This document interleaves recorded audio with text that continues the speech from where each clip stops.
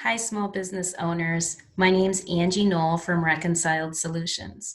For the past few weeks, I've been trying to help small business owners navigate through financial crisis that is a result of the shelter at home orders from the COVID-19 virus. One of the topics that has been coming up in my community of small business owners is whether or not small business employers feel like they should cut wages for their entire staff across the board, like a 10 or 20% salary cut of wages for every employee in the business. I wanted to share my thoughts on this and give you a little bit of feedback or perspective on it.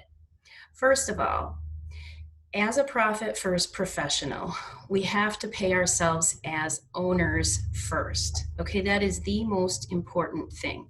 Now, I realize that in times of crisis, we may not be able to afford to pay ourselves our full wages, but we have to maintain that our families are still taking home a living wage so that the families are taken care of, so that as small business owners, our families are taken care of and there's food on our table, because we are the ones that are providing jobs for our staff and employees. And without us being able to afford to be paid, then the business itself will falter and fail. So as a profit first professional, I just want to remind you that the first and foremost person in your small business that needs to be paid is yourself as an owner. Okay, so please do take care of yourself. Now, secondly, our staff is our biggest asset, right? They are the ones that are out there every day delivering our product or service.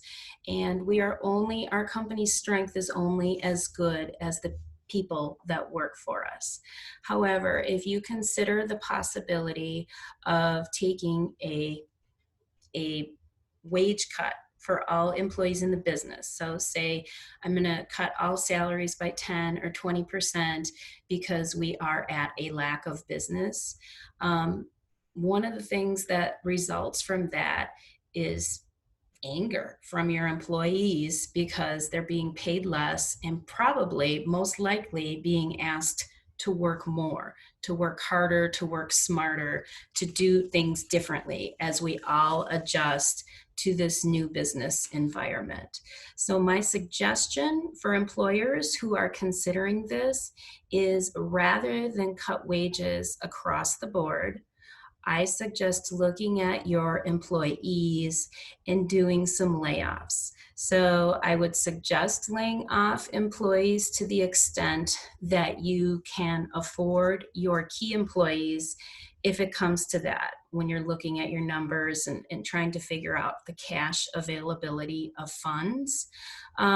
So I think that is far more powerful if you cut back on the number of employees rather than cutting wages across the board.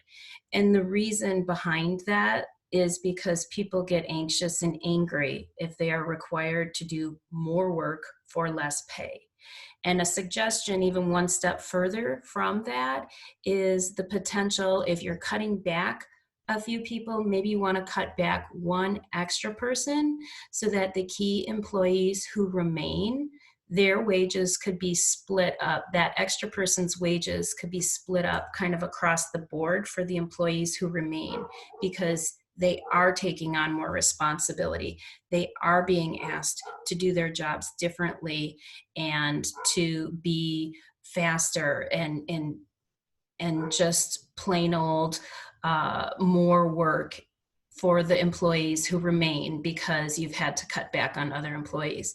So if it means the potential of cutting back that one extra employee so you can gain those wages to split amongst the people that are still employed by the company and are your critical employees, that might be something to consider. However you do it, I just ask that you do it with vision, candor, empathy, and via listening to your employees. This is a difficult and anxiety-ridden time for us all. So as a leader, leading with vision, candor, empathy, and listening skills is going to be extremely important for the consistency of your company as we move forward during financial crisis. Thanks for listening. This is Angie Knoll from Reconciled Solutions.